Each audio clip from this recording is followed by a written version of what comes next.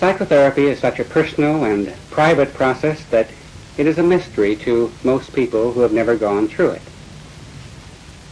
The following series is a unique effort that allows us to sit in on what is ordinarily a very private therapeutic experience. An actual patient was courageous enough and considerate enough to allow herself to be photographed while actually engaged in therapy with 3 different therapists. Thus, we are allowed the privilege of seeing and feeling what really transpires. A film series like this, in which 3 therapists, distinguished by their different orientations, share their therapeutic endeavors, has never been made before.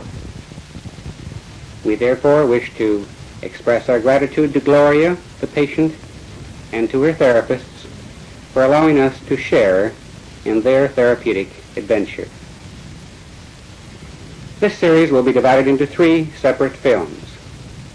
In the first film, we see Dr. Carl Rogers, founder of client-centered therapy, interviewing Gloria.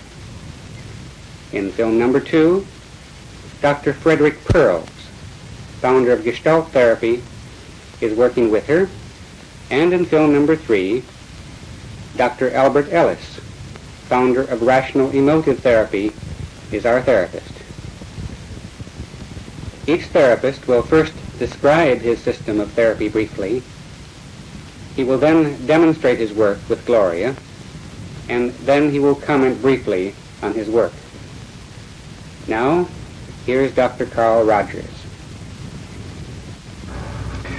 From my own years of therapeutic experience, I've come to feel that if I can create the proper climate, the proper relationship, the proper conditions, a process of therapeutic movement will almost inevitably occur in my client. You might ask, what is this climate? What are these conditions? Will they exist in the interview with the woman I'm about to talk with, whom I've never seen before? Well, let me try to describe very briefly what these conditions are as I see them. First of all, one question is, can I be real in the relationship? This has come to have an increasing amount of importance to me over the years. I feel that genuineness is another way of describing the quality I would like to have. I like the term congruence, by which I mean that what I'm experiencing inside is present in my awareness and comes out through my communication. In a sense, when I have this quality, I'm all in one piece in the relationship.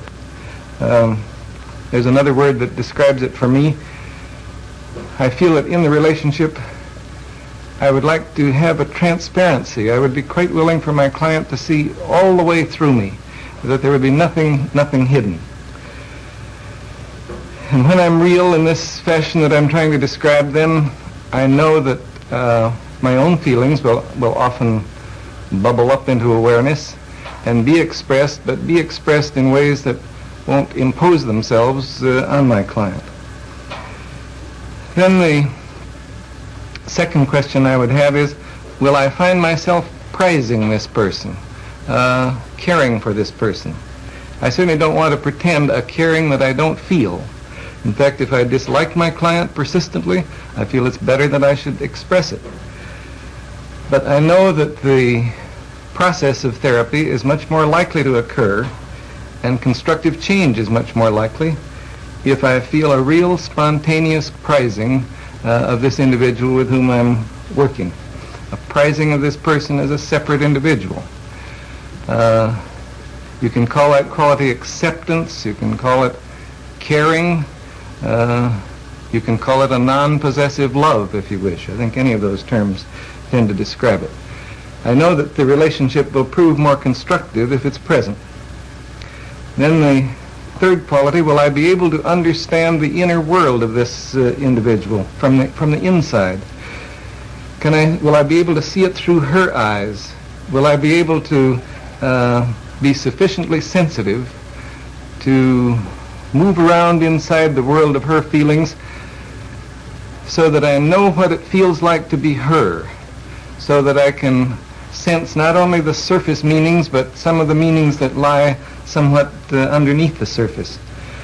I know that if I can let myself sensitively and accurately enter into her world of experience, then change and therapeutic movement are much more likely. Well, suppose I am fortunate and that I do experience some of these attitudes in the relationship, what then? Well, then a variety of things are likely to happen, both from my clinical experience and from our research investigations. We find that if attitudes of the sort that I've described are present, then quite a number of things will happen.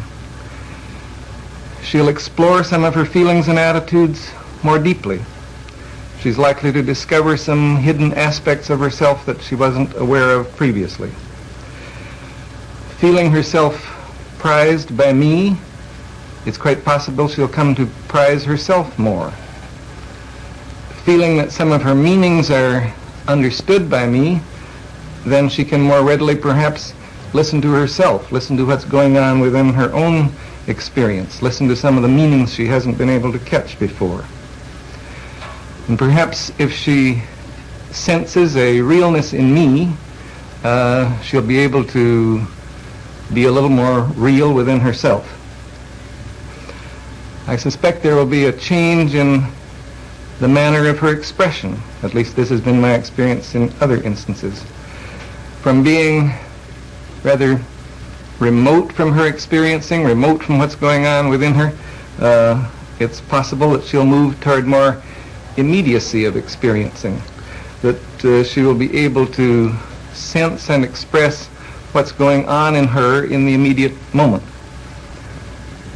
From being disapproving of herself, it's quite possible she will move toward a greater degree of acceptance of herself. From somewhat of a fear of relating, she may move toward being able to relate more directly and to encounter me more directly. From construing life in somewhat rigid black and white patterns, she may move toward more tentative ways of construing her experience and of seeing the meanings in it. From a locus of evaluation which is outside of herself, it's quite possible she will move toward recognizing a greater capacity within herself for making judgments and drawing conclusions. So those are some of the changes that, if I have any success in creating the kind of conditions that I described initially, then we may be able to see some of these changes in this client, even though I know in advance that our contact is going to be very brief.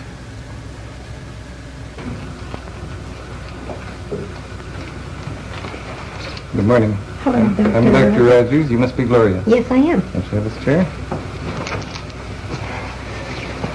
Well, we have half an hour together, and I really don't know what we'll be able to make of it, but I hope we can make something of it. I'd be glad to know whatever concerns you.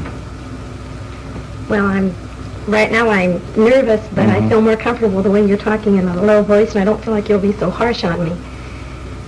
But, I hear the tremor in your voice, so you are uneasy. well, the main thing I want to talk to you about is I'm just newly divorced, and I had gone in therapy before, and I felt comfortable when I left, and all of a sudden now the biggest change is adjusting to my single life. And one of the things that bother me the most is especially men and having men to the house and how it affects the children. And the biggest thing the thing that keeps coming to my mind I want to tell you about is I have a daughter 9 who at one time I felt I had a lot of emotional problems. I wish I could stop shaking. And I'm real conscious of things affecting her. I don't want her to get upset. I don't want to shock her. I want so bad for her to accept me. And we're real open with each other, especially about sex. And the other day she saw a girl that was single but pregnant, and she asked me all about, can girls get pregnant if they're single? And the conversation was fine, and I wasn't on at ease at all with her until she asked me if I'd ever made love to a man since I'd left her daddy. And I lied to her. And ever since that, it keeps coming up to my mind because I feel so guilty lying to her because I never lie and I want her to trust me. And I almost want an answer from you. I want you to tell me if it will affect her wrong if I told her the truth or what.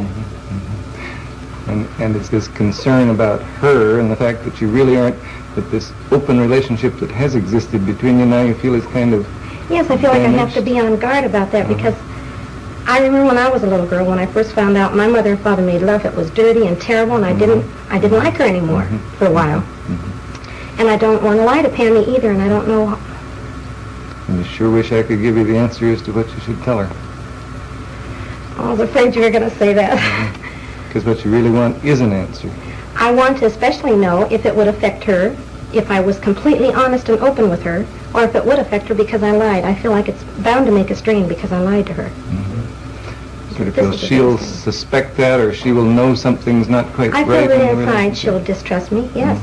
And also I thought, well, gee, what about when she gets a little older and she finds herself in touchy situations? She probably wouldn't want to admit it to me because she thinks I'm so good and so sweet. And yet I'm afraid she could think I'm really a devil. And I want so bad for her to accept me. And I don't know how much a 9-year-old can take.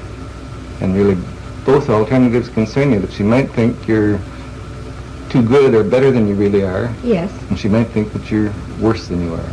Not worse than I am. I don't know if she can accept me the way I am. I think I paint a picture that I'm all sweet and motherly, and I'm a little ashamed of my shady side, too. I see. It really cuts a little deeper. If she really knew you, could she accept you? This is what I don't know, yes. I don't want her to turn away from me. And I don't even know how I feel about it, because there are times when I feel so guilty, like when I have a man over. I even try to make a special setup so that if I were ever alone with him, the children would never catch me and that sort of thing. Because I'm real leery about it. And yet I also know I have these desires. So it's quite clear. It isn't only her problem or the relationship with her, it's in you as well. And my guilt, yeah. I feel guilty so often. What can I accept myself as doing? And, yes. And you realize that you set up sort of subterfuges so as to make sure that you're not caught or something. You realize that you are acting from guilt, is that? Yes.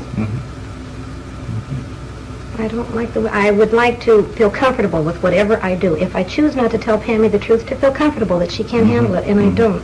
I want to be honest, and yet I feel there are some areas that I don't even accept. And if you can't accept them in yourself, how could you possibly be comfortable in telling them to her? Right. And yet, as you say, you do have these desires and you do have your feelings, but you don't feel good about them. Right. And I have a feeling you're just going to sit there and let me stew in it, and I want more. I want you to help me get rid of my guilt feeling. If I can get rid of my guilt feeling about lying or going to bed with a single man, any of that, just so I can feel more comfortable. And I guess I'd like to say, no, I don't want to let you just stew in your feelings, but on the other hand, I also feel that this is the kind of very private thing that I couldn't possibly answer for you, but I sure as anything will try to help you work toward your own answer. I don't know whether that makes any sense to you, but I mean it. Well, I appreciate you saying that. You sound like you mean it. But I don't know where to go. I don't begin to know where to go. I thought that I'd pretty well worked over most of my guilt, and now that this is coming up, I'm disappointed in myself. I really am.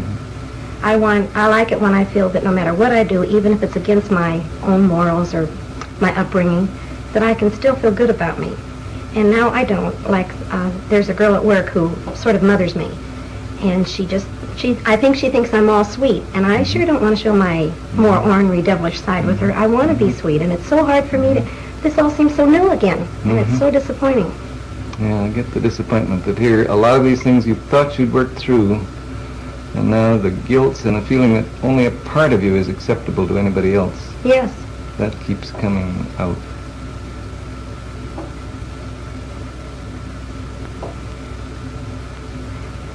I guess I do catch the real deep puzzlement that you feel as to what the hell shall I do? What can I do? Yes, and you know what I can find, Doctor, is that everything I start to do, impulse, it seems natural to tell Pammy or to go out on a date or something. I'm comfortable until I think how I was affected as a child. And the minute that comes up, then I'm all haywire. Like, I want to be a good mother so bad, and I feel like I am a good mother. But then there's those little exceptions. Like my guilt's with working. I want to work, and it's so fun having extra money. I like to work nights. The minute I think I'm not being real good to the children or giving them enough time, then I start feeling guilty again. Then that's when it's a, what do they call it? A double bind. That's just what it feels like. I want to do this, and it feels right, but after all, I'm not being a good mother, and I want to be both. I'm becoming more and more aware of what a perfectionist I am. That's what it seems like. I want to be so perfect. Either I want to become perfect in my standards or not have that need anymore. Or I guess I hear it a little differently, that what you want is to seem perfect.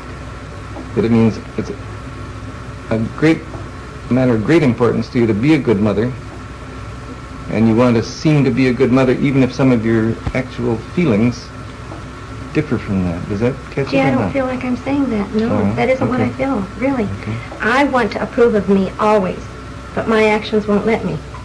I want to approve of me. I think... I realize you... All right, because I'd like to understand that. You sound as though your actions are kind of outside of you. You want to approve of you, but what you do somehow won't let you approve of yourself. Right. Like, I feel that I can approve of myself regarding, for example, my sex life. This is the big thing. If I really fell in love with a man and I respected him and I adored him, I don't think I'd feel so guilty going to bed with him, and I don't think I'd have to make up any excuses to the children because they could see my natural caring for him. Okay. But when I have the physical desire and I'll say, oh, well, why not, and I want to anyway, then I feel guilty afterwards. I hate facing the kids, I don't like looking at myself, and I rarely enjoy it.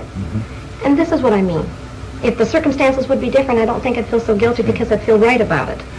Yeah, I guess I hear you saying if what I was doing when I went to bed with a man was really genuine and full of love and respect and so on, I wouldn't feel guilty in relation to Pam. I wouldn't. I really would be comfortable about the situation. That's how I feel, yes. And I know that sounds like I want a perfect situation, but that is how I feel. And in the meantime, I can't stop these desires. I've tried that also. I've tried saying, okay, I don't like myself when I do that, so I won't do it anymore. But then I resent the children. I think, why should they stop me from doing what I want? And it's really not that bad.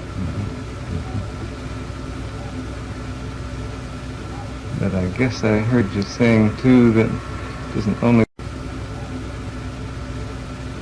But I guess I heard you saying, too, that it isn't only the children, that you don't like it as well when it really isn't I'm right. sure I know that's it, probably even more so than I'm aware of. But I only notice it so much when I pick it up in the children. Then I can also notice it in myself. And somehow, sometimes you kind of feel like blaming them for the feelings you have. I mean, why should they cut you off from a normal sex life?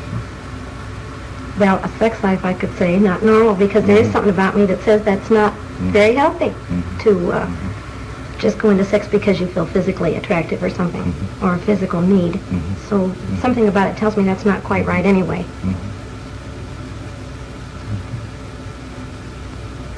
So that you feel really that at times you are acting in ways that are not in accord with your own inner standards. Right, right. But then you were also saying a minute ago, but you feel you can't help that either. I wished I could. That's it. And I can't. Now I feel like I can't control myself as well as I could have before for a specific reason. Now I can't. I just let go, and there's too many things I do wrong that I have to feel guilty for, and I sure don't like that.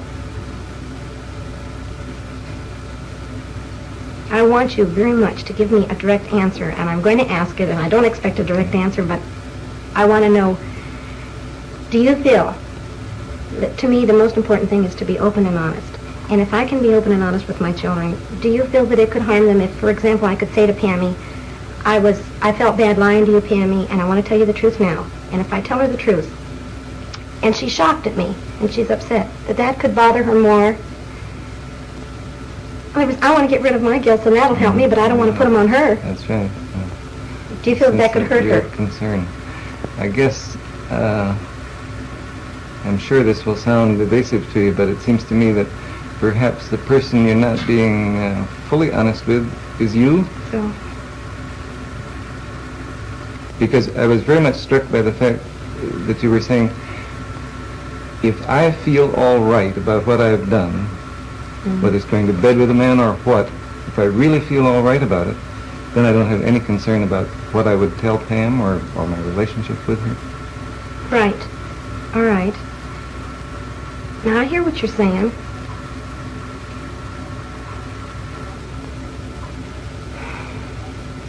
Then all right, then I want to work on accepting me then. I want to work on feeling all right about it.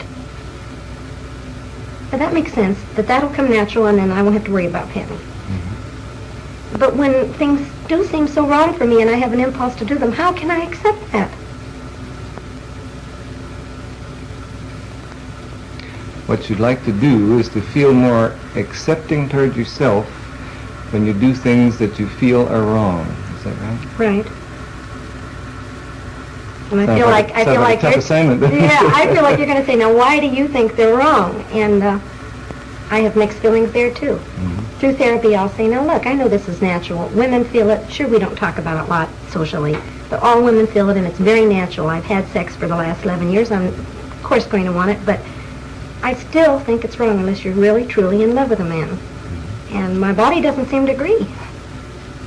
And so I don't know how to accept it. Sounds like a triangle to me, doesn't it? You feel that I, or therapists in general, or other people say, it's all right, it's natural enough, go ahead. And I guess you feel your body sort of lines up on that side of the picture. But something in you says, but I don't like it that way, not unless it's really right. Right.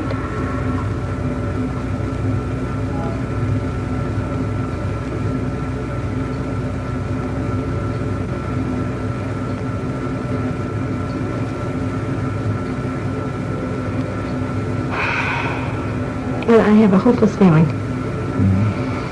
I mean, these are all the things I sort of feel myself, and I feel, okay, now what? Mm-hmm. Do you feel this is the conflict, and it's just insoluble, and therefore it's hopeless, and here you look to me, and I don't seem to give you any help, and... Right. I really know you can't answer for me, and I have to figure it out myself, but I want you to guide me, or show me where to start, or... so it won't look so hopeless. I know I can keep living with this conflict, and I know eventually things would work out, but I like feeling more comfortable with the way I live. And I'm not. One thing I might ask, what is it you wish I would say to you?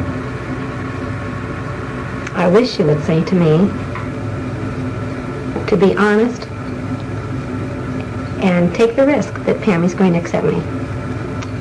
And I also have a feeling if I could really risk it with Pammy, of all people, that I'd be able to see, here's this little kid that can accept me, and I'm really not that bad. If she really knows what a demon I am and still loves me and accepts me, it seems like it would help me to accept me more, like it's really not that bad. I want you to say, to go ahead and be honest. But I don't want the responsibility that it would upset her. That's where I don't want to take responsibility for it. Yeah. You know very well what you'd like to do in the relationship. You would like to be yourself, and you'd like to have her know that you're not perfect, and you do things that maybe even she wouldn't approve of, and that you disapprove of to some degree yourself. But that somehow she would love you and accept you as an imperfect person. Yes. Like, I wonder if my mother had been more open with me, maybe I wouldn't have had such a narrow attitude about sex. If I would have thought that she could be, pretty sexy and ornery and devilish too, but I wouldn't look at her as being such a sweet mother, that she could also be the other side. But she didn't talk about that. And maybe that's where I got my picture. I don't know. But I want Pammy to see me as a full woman, but also accept me. You don't sound so uncertain. I don't? What do you mean? What I mean is, you've been sitting there telling me just what you would like to do in that relationship with Pam. I would, but I don't want to quite take the risk of doing it unless an authority tells me that... It's, I guess one thing that I feel very keenly is, it's an awfully risky thing to live.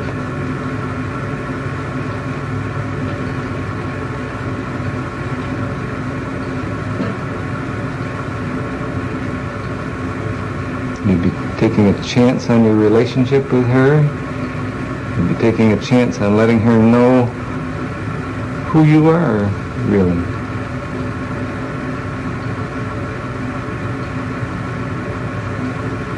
Yeah, but then if I don't take the chance, if I feel loved and accepted by her, I'm never going to feel good about it anyway. If her love and acceptance of you is based on a false picture of you, what the hell is the good of that? Is that what you're saying? That's what I mean, yes. But I also feel there's a lot of responsibility with being a mother. I don't want to feel like I've caused any big traumas in the children. I don't like all that responsibility. I think that's it. I don't like it, feeling it could be my fault. I guess that's what I meant when I said life is risky. It's to take the responsibility for being the person you would like to be with her is a hell of a responsibility. It is. A very frightening one. And I look at it two ways. I like to see myself as being so honest with the kids, and really being proud of myself, though, that no matter what I told them or no matter how bad they might think I was honest. And down deep, it's going to be a much more wholesome relationship. And yet, I get jealous of, like, when they're with their daddy. I feel he's more flip. He's not quite as real. He's not quite as honest. But nevertheless, they see a sweet picture of their dad. He's all goodness and light. And I'm envious of that, too. I want them to see me just as sweet as they see him. And yet I know he's not quite as real with them. So it seems like I've got to swap the one for the other. And I know this is really what I want the most, but I miss some of that glory. Yeah. You sort of feel, I want them to have just as nice a picture of me as they had of their dad, and if his is a little phony, then maybe mine will have to be too. I think that's putting it a little too strongly. But that's close. That is what I mean. So, I know she can't have that neat a picture of me if I were honest. Besides that, I do feel I'm a little more ornery than their dad anyway, so I'm likely to do more things that they disapprove of. Sounds like you really find it quite hard to believe that they would really love you if they knew you.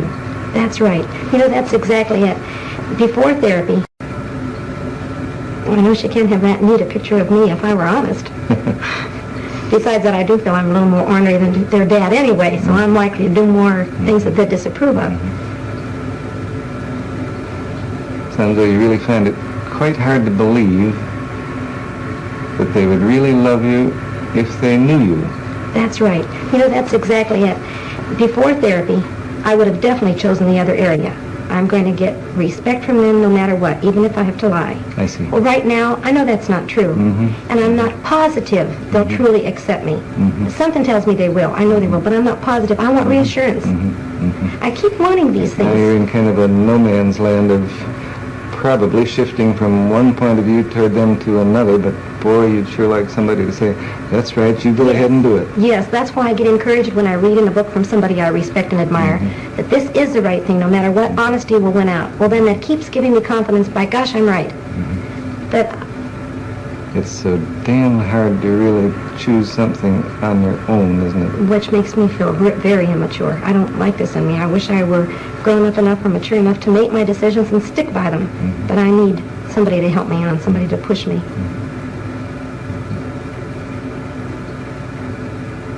So that you kind of reproach yourself for that, I guess, and feel, why, if I was anybody or if I was grown up, I'd be mature enough to decide things like this for myself.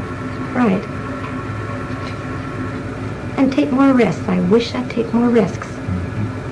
I wish that I could just go ahead and be this and say, however the children grow up, I've done my best. I didn't have to constantly have this conflict. And I'd like later years to say, no matter what you ask me, kids, at least I told you the truth. You may not have liked it, but it's been the truth. That somehow I can admire. I disrespect people that lie. I hate it. So you see what a double bind I am in. I hate myself if I'm bad, but I also hate myself if I lie. So it's accepting. I want to become more accepting. And I guess, judging from your tone of voice, you sound as though you hate yourself more when you lie than you do in terms of things you disapprove of in your behavior. I do.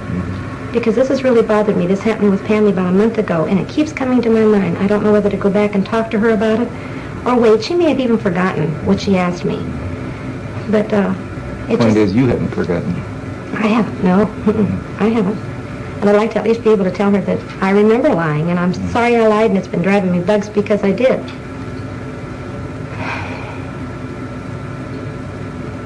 I do. Now I feel like now that's solved, and I didn't even solve the thing, but I feel relieved.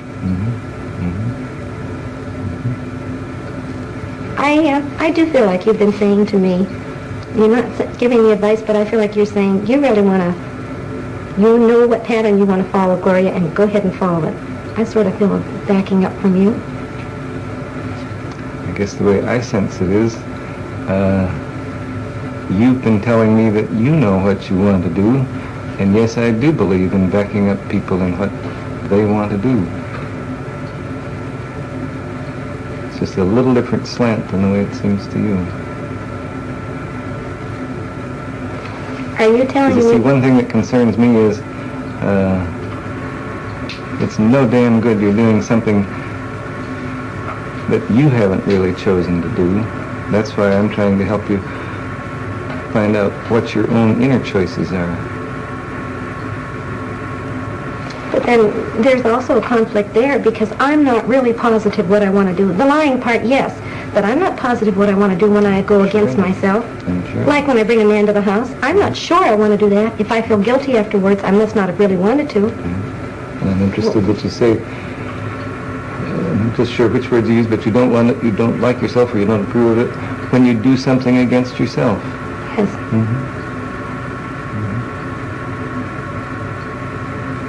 You know, this is so different. Now, this kind of thing that we're talking about now, it isn't just knowing whether you want to do something or not. If I want to go to work in the morning or I don't want to go to work, that's easy. But when I find myself doing something I don't feel comfortable with, I automatically say, if you're not comfortable, Gloria, it's not right. Something's wrong. All right, now what I want to ask you is, how can I know which is the strongest? Because I do it, does that mean that's the strongest? And yet if I disapprove, that's just part of the thing that's got to go along with it? See, it sounds like I'm picking up a contradiction. I'm not following. It sounds like you're feeling a contradiction in yourself, too. Although what I heard you saying in part is, the way you like it is when you feel really comfortable about what you're doing. Yes. And I have at times when I've made a decision. Now that seems right. That seems perfectly right. No conflict. But then there are times I do things that I feel uncomfortable with. So that there is a conflict there. It's not the same at all. So what I'm saying is, how do I really know when I'm following my true feelings if I have conflicts afterwards or guilt afterwards? I see. Because in the moment it may seem like your true feelings. Yes. Like if I'm starting to do it, okay. So that really is tough. When if you feel comfortable in the moment about it, but then afterward don't feel at all comfortable, which course of action was really the one you should have followed? You know, the most outstanding thing, I don't know if you're following me when I say about this conflict. The one thing I know is I've wanted, for example, to leave my husband for quite a few years. I never did it. I kept thinking how nice it would be or how scary it would be, but I never did it. And all of a sudden when I did, it felt right. I didn't feel mean toward him. I just knew this is what I had to do. That's when I know I'm following myself. I'm following my feelings completely. I had no conflict there. Some unhappy things came from it, but I still had no conflict. That to me is when I'm following my feelings. And in everyday life, the small little decisions, the small little things to do don't come out that clear at all. So many conflicts come with them. That's right. Is this natural? Although you're saying, I expect it is, but you're saying too that you know perfectly well the feeling within yourself that occurs when you're really doing something that's right for you. I do. I do. And I miss that feeling other times. And it's right away a clue to me. You can really listen to yourself sometimes and realize, no, this isn't the right feeling. This isn't the way I would feel if I was doing what I really wanted to do. But yet many times I'll go along and do it anyway. And say, oh, well, I'm in the situation now. I'll just remember next time. I mention this word a lot in therapy, and most therapists grin at me or giggle or something when I say utopia. But when I do follow a feeling and I feel this good feeling inside me, that's sort of utopia. That's what I mean. That's the way I like to feel, whether it's a bad thing or a good thing. But I feel right about me. This is what I want to accomplish. sense that in those utopian moments, you really feel kind of whole. You feel all in one piece. Yes. Yeah, it gives me a choked up feeling when you say that, because I don't get that as often as I'd like. I like that whole feeling. That's real precious to me. I expect none of us get it as often as we'd like, but I really do understand that. It really does touch you, doesn't it? Yeah, and you know what else? I was just thinking, I feel dumb saying it. All of a sudden, as I'm talking to her, I thought, gee, how nice I can talk to you, and I want you to approve of me, and I respect you. But I miss that my father couldn't talk to me like you are. I mean, I'd like to say, gee, I'd like you for my father. I don't even know why that came to me. You look to me like a pretty nice daughter.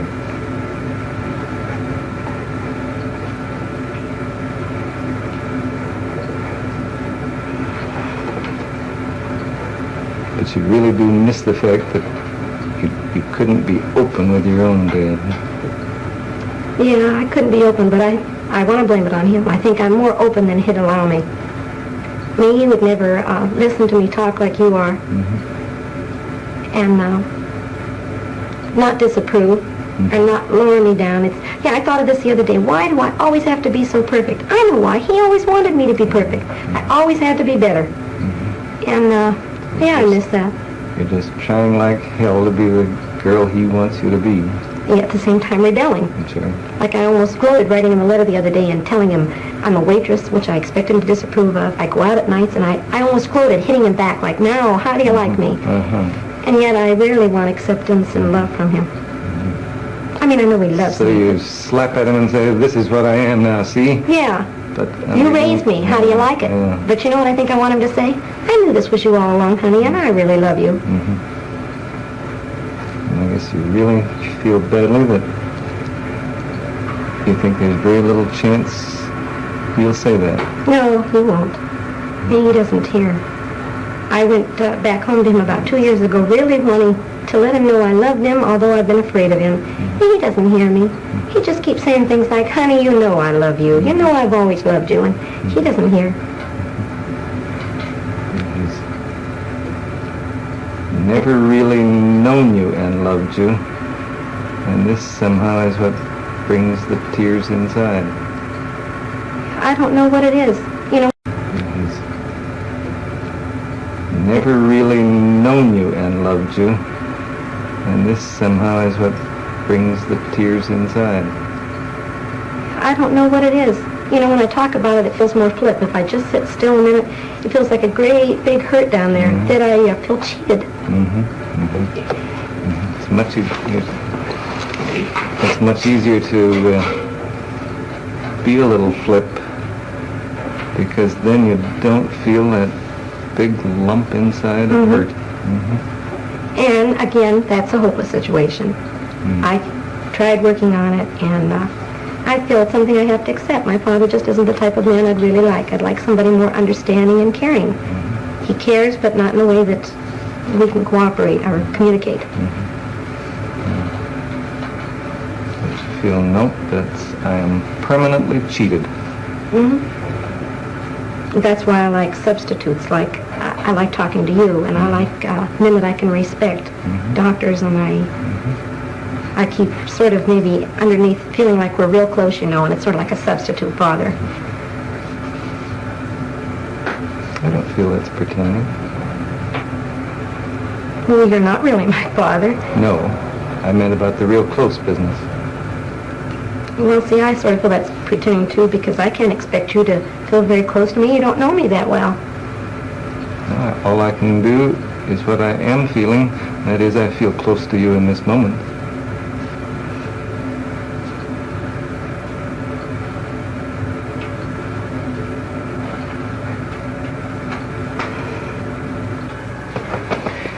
In spite of feeling initially the artificiality of the situation, and particularly the hot lights, I very quickly became oblivious to the outside situation, and I think that Gloria did too. In many ways, I'm glad that she kept pushing me for an answer to her very personal questions about her sex life and her relationship to her daughter. I say I'm glad of this because as the relationship developed, it became, I think, completely clear to her as well as to me that she was seeking something a good deal deeper than that. Incidentally, I'd like to pay my tribute to her deep honesty in being willing to talk about herself so freely. Although every individual is entirely unique, and in this respect I was definitely unprepared for and sometimes surprised by the material she brought up, still in another sense this was very typical of my experiences in therapy. When I'm able really to let myself enter into a relationship, and I feel that this was true in this instance, then I find myself not only being increasingly moved by being in touch with the inner world of my client, but I find myself bringing out of my own inner experience statements which seem to have no connection with what's going on, but which usually prove to be or prove to have a very significant relationship to what the client is experiencing. I felt there were one or two incidents of this kind in this brief interview. I was genuinely moved, I probably showed it, by the fact that she told me near the end of the contact that she saw me as the father she would like to have. My reply was also a thoroughly spontaneous one, that she seemed to me like a pretty nice daughter. I guess I feel that we're only playing with the real world of relationships when we talk about such an experience in terms of transference and countertransference. I feel quite deeply about that. I want to say, yes, we can put this experience into some such highly intellectualized framework, but when we do that, it completely misses the point of the very immediate I-thou quality of the relationship at such moments. I felt that Gloria and I really encountered each other, and that in some small but I believe lasting way, we were each of us enriched by the experience. I'm saying these things almost immediately after the conclusion of the interview, and as is characteristic of me, there are not more than one or two statements or incidents which I recall from the interview. I simply know that I was very much present in the relationship, that I lived it in the moment of its occurrence, and I realize that after a time I may begin to remember it too. But at the present time I really have a very non-specific memory of the whole interview. I'll try to look at it though a little bit more from an intellectual rather than a strictly feeling point of view. Gloria showed what I've come to feel are characteristic elements of therapeutic movement. In the first part of the interview, she was talking about her feelings, and they were past feelings. She was talking about aspects of her behavior and of herself as if she didn't quite own them.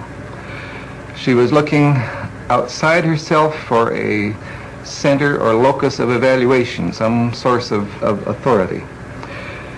She saw some of the things she was talking about in fairly black and white fashion. By the end of the interview, she was experiencing her feelings in the immediate moment, not only as evidenced by her tears, but by her ability to express very directly and with immediacy her feelings toward me.